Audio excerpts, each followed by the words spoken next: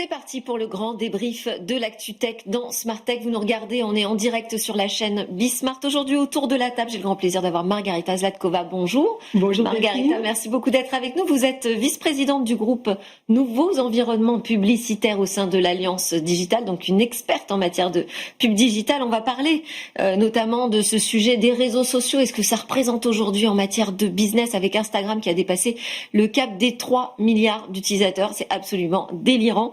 Avec nous également Maître Bensoussan. Bonjour Alain, ravi aussi de vous avoir. Vous êtes avocat, je vous l'ai dit entre parenthèses, puisque je vous ai appelé maître, un grand spécialiste, une référence en matière de droit lié aux nouvelles technologies.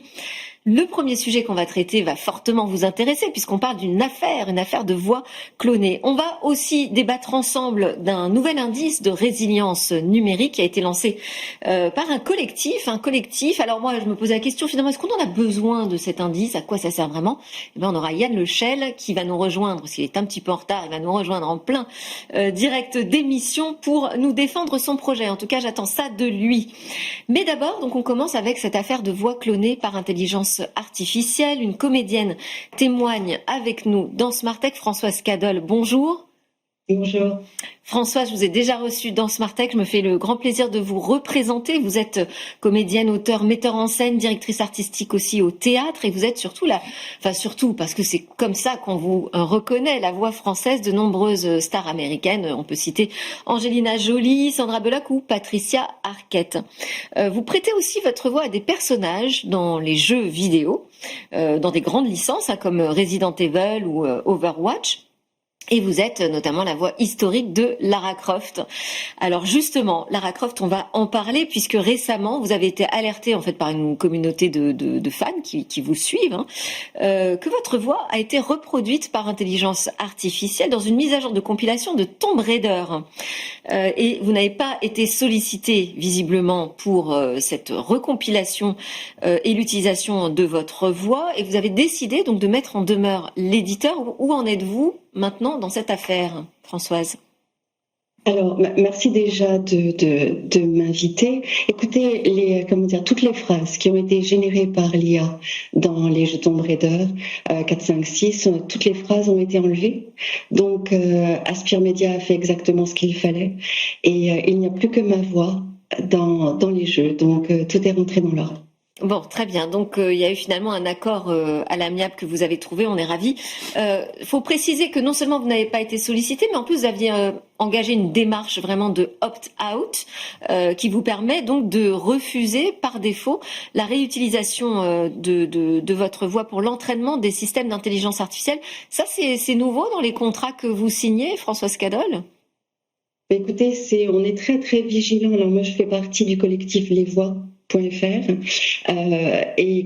l'opt-out, le touche pas à ma VF, on est très très vigilant par rapport à tous les contrats que nous devons signer dans les différents studios pour justement que notre voix ne soit pas utilisée à des fins pour alimenter les IA, etc. Donc quand on vient travailler en studio, effectivement on demande que le produit que pour lequel nous venons travailler, que notre voix ne serve à ça et pas à autre chose.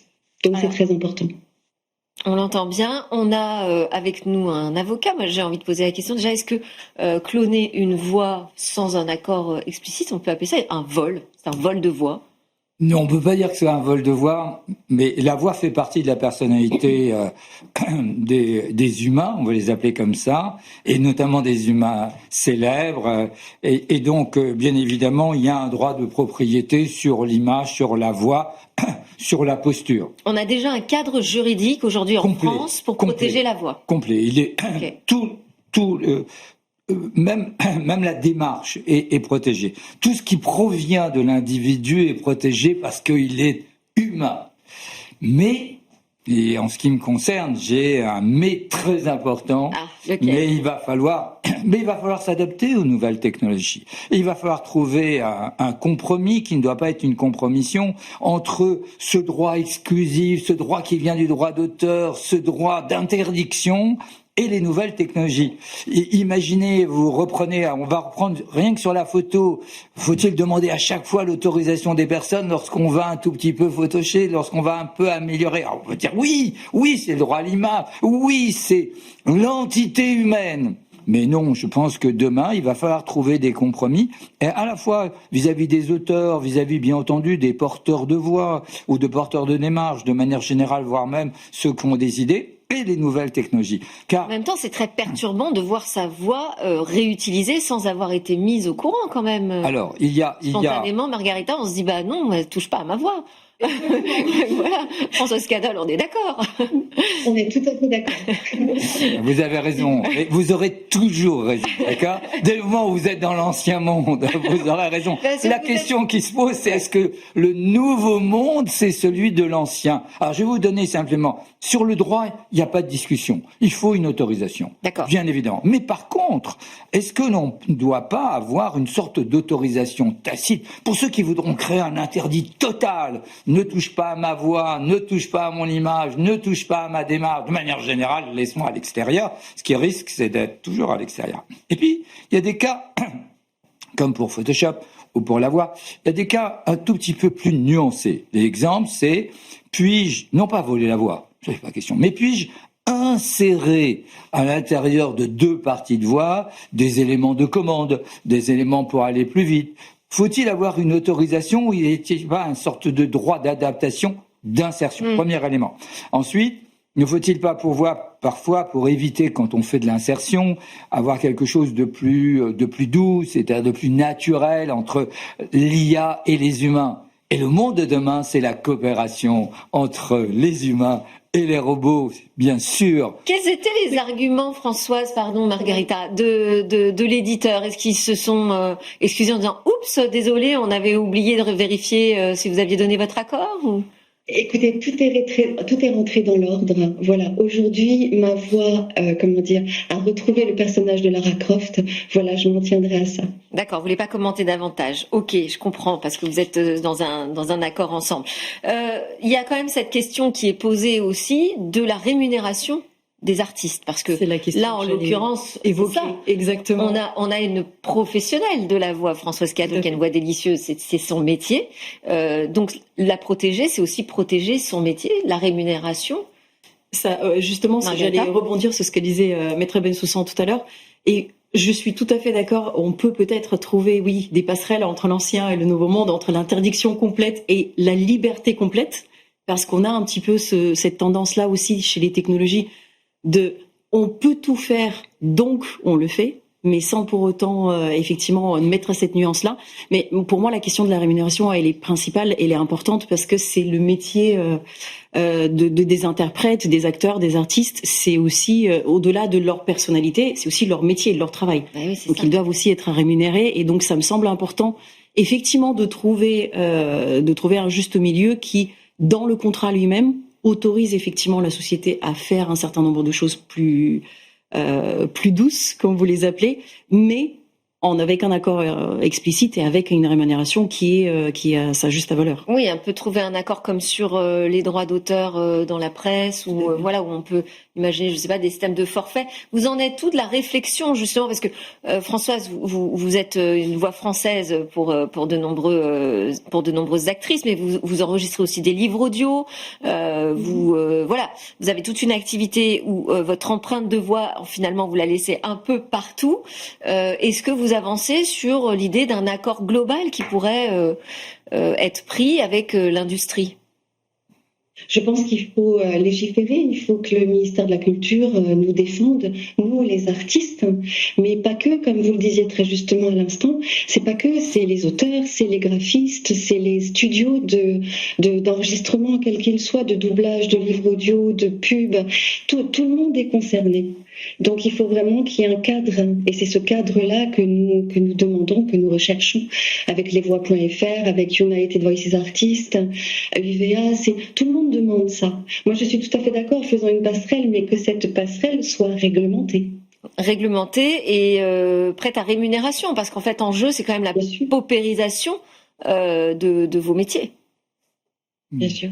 C'est ça le risque. Et si vous voulez, Et vous parliez doublage. Dans le doublage, on est quand même 15 000, tout confondu, comédiens, studio, ingé son, auteur. On est 15 000 personnes qui travaillons dans le secteur du doublage. Mais vous voyez, hier, je suis allée faire un livre audio magnifique, La passagère du silence de Fabienne Verdier.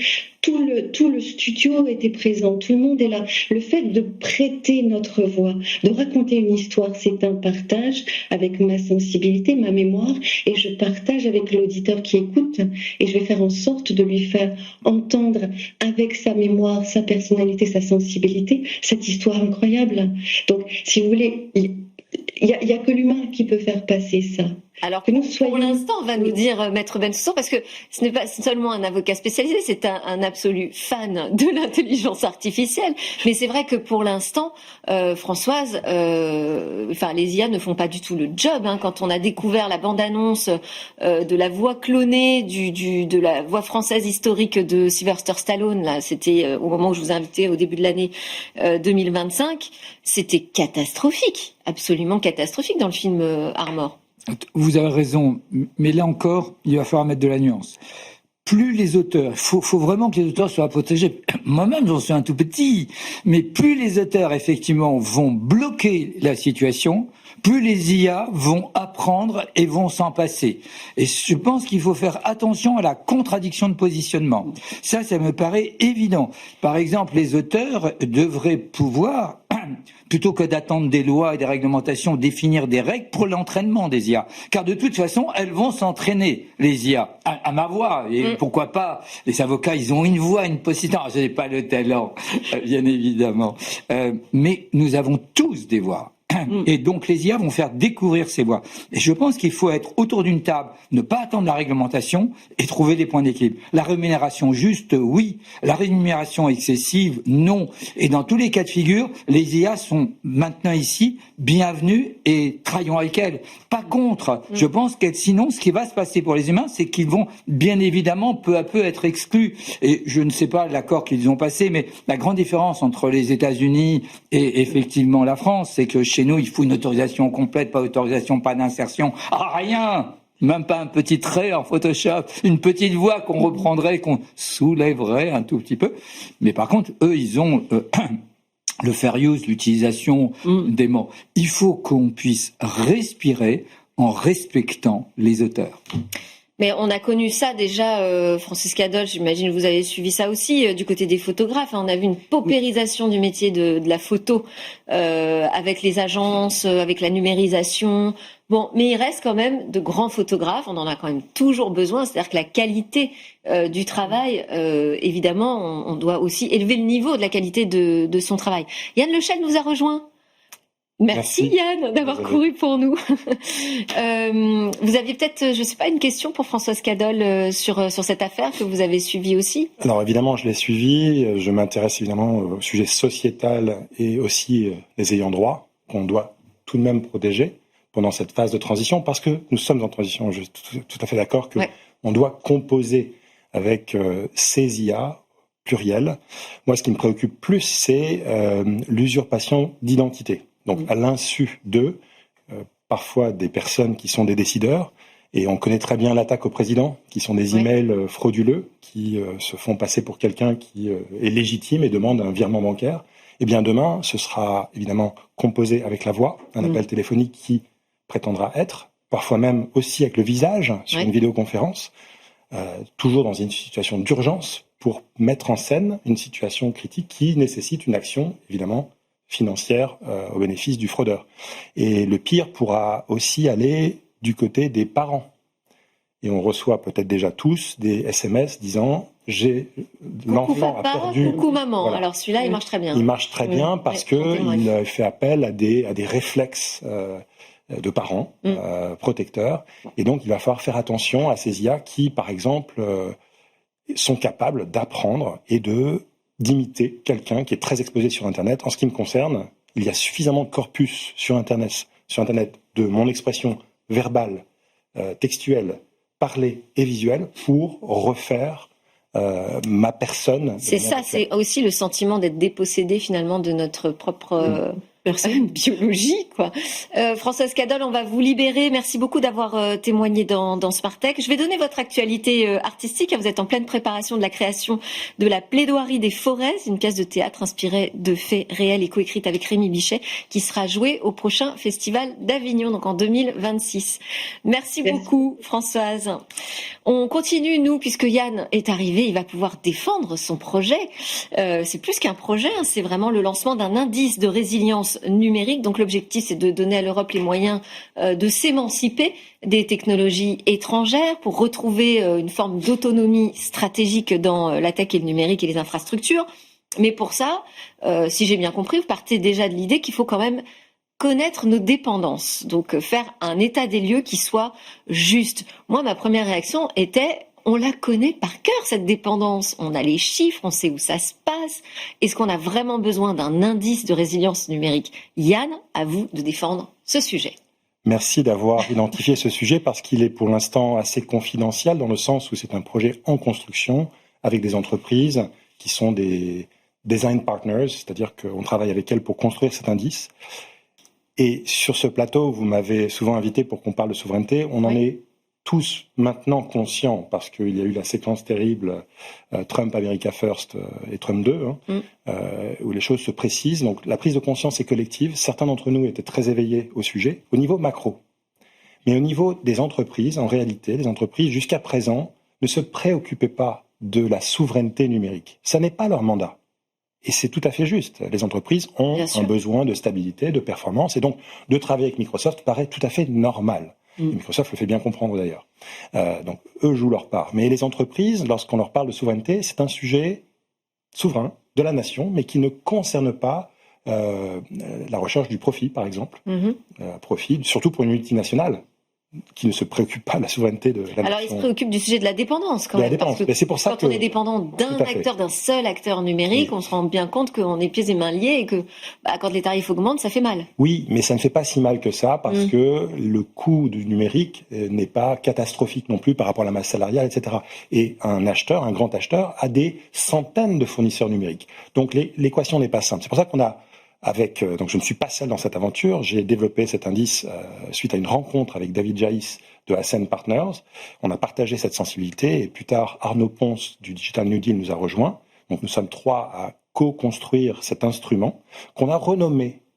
On avait la notion de souveraineté, on l'a renommé indice de résilience numérique. Et là, les entreprises comprennent parce que soudainement, avec ce vocable, on rentre dans l'analyse du risque.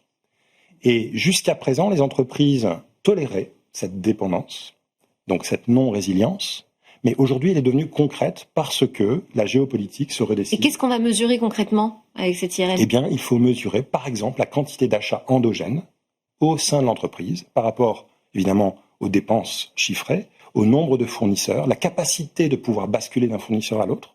Donc ces choses-là sont assez complexes parce qu'il faut détricoter la chaîne de dépendance.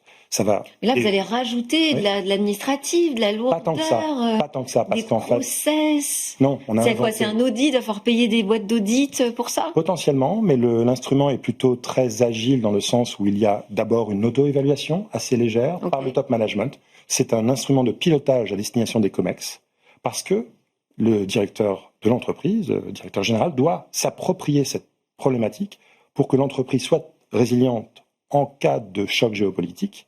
Et donc, auto-évaluation normée, puis un cabinet conseil peut venir affiner le dispositif. C'est un instrument de pilotage qui est dans l'air du temps. Et finalement, la direction est en demande. Parce qu'elle voit très bien que, effectivement, l'administration Trump peut éteindre. Bon, mais moi, je me fais l'avocat du diable, mais ça dit, je vois aussi, hein, on a besoin de savoir quel est l'état des lieux, de faire un bilan très concret des technologies dont on dépend dans son entreprise. Donc, je suis un petit peu convaincue quand même, Yann. Vous êtes convaincue, Margarita ? Moi, je suis convaincue aussi. Il y a 2 points que je trouve extrêmement importants. C'est le fait que vous avez des acteurs privés et publics. Oui. Et je pense que la partie publique est très importante parce que mon deuxième point, c'est que dans les entreprises, niveau COMEX, niveau direction, ils ont besoin de savoir ça et ils cherchent. Mais niveau salariés et collaborateurs, en fait, les personnes qui s'occupent des achats ne se posent pas ces questions-là. Ouais. Est-ce qu'on dépend de Microsoft? Est-ce qu'on dépend de Google? Celui qui propose le prix le moins cher, parce que moi, je dois faire gagner de l'argent ou économiser de l'argent à mon entreprise. C'est mon métier. Je suis responsable des achats.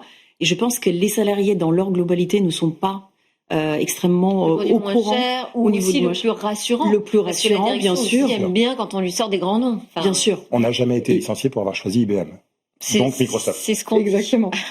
Donc je pense que ces deux points-là me semblent importants. Et le fait de pouvoir donner aussi, parce que je me plaçant au niveau COMEX, très honnêtement, moi je suis au COMEX de mon entreprise, mais je n'ai pas la moindre, de l'entreprise dans laquelle je travaille, je n'ai pas la moindre idée de ce qui est acheté par l'IT, par la DSI, comment ils l'ont validé, quelle est la résilience de l'entreprise. Et si demain, Google, pour une raison X ou Y, décide de ne plus rien faire en France, à quel point notre entreprise sera impactée au quotidien. Donc je pense que c'est important cet indice-là. Et il prendrait quelle forme cet indice? C'est quoi? C'est sur une échelle de 1 à 10? Non, alors ce n'est pas aussi simple qu'un Nutri-Score. Oui.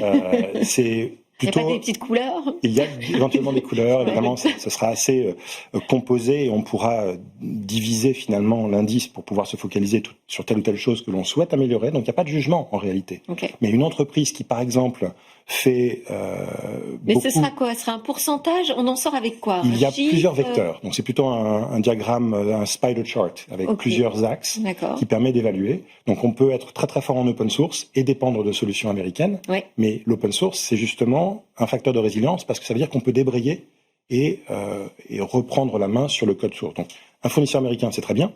Mais si le sous-jacent est open source, c'est encore mieux.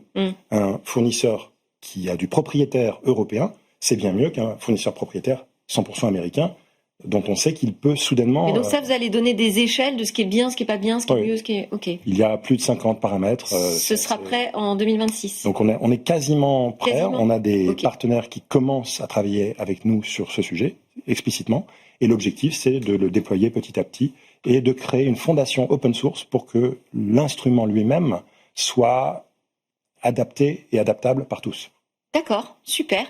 Je vais vous donner 30 secondes pour donner votre point de vue sur ce sujet, parce que j'aimerais qu'on aborde le dernier sujet. C'est un indicateur? Ouais. Je pense que c'est un mauvais nom et c'est une mauvaise approche, pardon. C'est bien d'avoir des contradicteurs. Oui, mauvais nom, pourquoi? Parce que indice de résilience numérique. L'indice, c'est bien...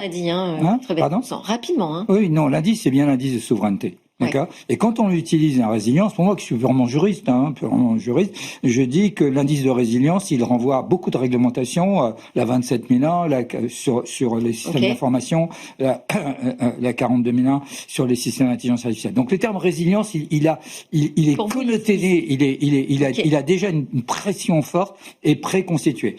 Sauf que vous avez ajouté un mot qui est juste, résilience politique. Numérique. Non, politique. Le mot que vous avez utilisé, c'est politique. Ah oui, mais le mot résilience numérique, là, il a plus son sens. Le vrai sens, c'est la souveraineté. Oui, mais on est d'accord, parce que la partie biface, c'est la partie macro qui devient le baromètre de souveraineté numérique au niveau macro. Non, il faut oser un indice de souveraineté. Ça, il faut oser. Et c'est bien pour ça que c'est macro. Alors on l'a mis sous tous les mots que vous voulez, mais la vraie question, c'est de qui doit-on être résilient et pas indice de résilience, de qui on doit être souverain. Et là, dans une géopolitique technologique qui est vraiment une toute petite spécialité, il faut se méfier de qui on veut dépendre technologiquement. Mais par contre, ce qui est intéressant en souveraineté, c'est que les gens disent « je veux plus Google ». Mais Google, il y a bien longtemps que si on contrôle pas les tuyaux et les satellites, vous pouvez être plus Google, vous pouvez être plus rien. Donc c'est bien un indice de souveraineté, d'indépendance sur la totalité de la sphère qui joue. Et ça a du sens. Ça a du sens. Et il faut le faire en Nutri-Score. C'est-à-dire, est-ce que je dépends plutôt de l'Europe ou des États-Unis, plutôt effectivement des pays de l'Est ou de la Chine? Là, il y a un consulting en direct. Non, mais parce que c'est une de mes clés. J'ai souvent défendu l'industrie américaine pour dire que effectivement c'était la meilleure, la plus opérationnelle. Moi, je suis Google complet et voilà, et avec zéro problème. Vous n'êtes pas seul, malheureusement. Voilà, il y en a d'autres. Et donc, parce que ce sont des bons outils aussi. Voilà, et c'est bien ça, je dis. Donc, faire un effort de souveraineté. J'aime bien la position du président qui dit l'art d'être français. Il y a peut-être aussi un art d'être numérique en français, pour paraphraser notre président, ou européen. Non, mais je prends français après européen. Et donc, c'est cet indice-là de dépendance nationale pour quand même une terre humaniste et universelle. Ne l'oublions pas derrière cela. On est 100% d'accord. Au niveau macro, c'est ce qu'il faut. Mais au niveau des entreprises, il faut un instrument très spécifiques. Moi, je comprends la nécessité de rentrer par la petite porte aussi, quoi. Ok, alors je voulais quand même qu'on s'intéresse à ces plus de 3 milliards de personnes qui sont sur Instagram. On en fait partie, on est d'accord? Voilà. Bien bon. Donc, et amoureux. En plus. Donc c'est gigantesque. Qu'est-ce que ça dit de notre dépendance aux réseaux sociaux et qu'est-ce que ça dit aussi du business? Parce que maintenant, c'est plus juste une affaire de news qu'on se partage, de copains qu'on retrouve. Il y a du business. Aujourd'hui, il y a vraiment du commerce. Qu'est-ce que ça représente? Il y a du business, c'est extrêmement important. Pour même du business. Ouais. Pour la publicité, pour le shopping, pour toutes les marques qui sont présentes. Sur les premières plateformes aujourd'hui en matière de pub digitale? C'est parmi les premières, oui. Et en nombre d'annonceurs, on a plus d'annonceurs sur Instagram que sur Facebook. Ce qui en dit extrêmement long. Parce que Facebook vieillissant. Parce que Facebook vieillissant, parce que les algorithmes ne sont pas pareils, parce que le shopping n'est pas du tout intégré de la même manière. Instagram Shopping a ouvert la porte à un énorme nombre d'annonceurs du luxe, de la mode, de la distribution, du e-commerce. Okay. Et en fait, le taux de transformation, le fait entre le clic sur une bannière et l'achat est tellement rapide. Il y a tellement d'influenceurs qui mettent en avant un certain nombre de produits qui sont faciles à acheter. Du coup, c'est ça qui attire les annonceurs. Et au-delà du nombre d'utilisateurs, parce qu'en fait, le nombre d'utilisateurs est un paramètre, mais pas le plus important. Le plus important, c'est le panier moyen. C'est le panier moyen ramené par les investissements publicitaires qui, lui, grandit énormément. Le panier moyen? Alors non, parce que Facebook, Meta au global, ne publie pas ce genre de données, malheureusement. On peut pas savoir. On sait juste qu'il a grimpé de plus de 24% l'année dernière. Quand on donne, c'est le seul chiffre que l'on a. De la nécessité de donner notre consentement pour accepter les cookies sur Instagram, ou sinon, fallait basculer en version payante. Ça donnait un peu une indication de combien on vaut, finalement, non? Oui, tout à fait. Et on ne se rend pas compte combien on vaut parce qu'il y a effectivement toutes les données personnelles et toutes les données d'un individu de tout ce qu'il fait entre Meta au global, Facebook, Instagram. Les données sont partagées, que ce soit tout ce qu'on aime, les intérêts, les likes, ce qu'on achète, à quelle fréquence, combien de fois on se connecte. Toutes ces données-là sont utilisées pour la publicité ciblée et sont à la disposition des annonceurs pour justement améliorer encore plus leur campagne. Et ce sont des données d'entraînement d'IA, des algorithmes d'IA qui achètent la publicité derrière. C'est vertigineux. Yann, un commentaire là-dessus? Alors évidemment, ces plateformes sont devenues omniprésentes. Ce qui m'intéresse aussi, c'est le dialogue qu'il y a en ce moment avec TikTok aux États-Unis. Il me semble que tous les flux financiers sont captés de manière unilatérale par les États-Unis, encore une fois, sur le sujet de Instagram Meta. Où sont les impôts collectés en Europe s'il y a des bénéfices? C'est la question qui se pose. Et comme ces impôts ne nous reviennent pas, en fait, on est non seulement fournisseur de données massives qui solidifient la position dominante de ces acteurs, nous ne récupérons pas des flux qui nous permettent finalement de compenser cette perte de valeur qui est issue. C'est nous le produit, à la fin. D'ailleurs, le chiffre dont il était question il y a quelques années, je pense, c'était autour de $40 par utilisateur par trimestre. Donc on est au-delà de 100 € de valeur utilisateur par an. Donc ça peut, effectivement, on pourrait payer l'équivalent pour ne pas donner nos données, mais eux prennent tout ça. Mais le pire, c'est que la société française est influencée, la jeunesse est influencée, les adultes aussi, par l'algorithme qui est parfaitement opaque. Et donc, c'est la fin de ce débrief. Désolé, Maître Bensoussan, pour ce sujet un peu rapidement abordé. Merci à tous de nous avoir suivis. C'était Smart Tech. On était en direct sur la chaîne Bismart pour le grand débrief de l'ActuTech. Ça passe très vite. À très bientôt.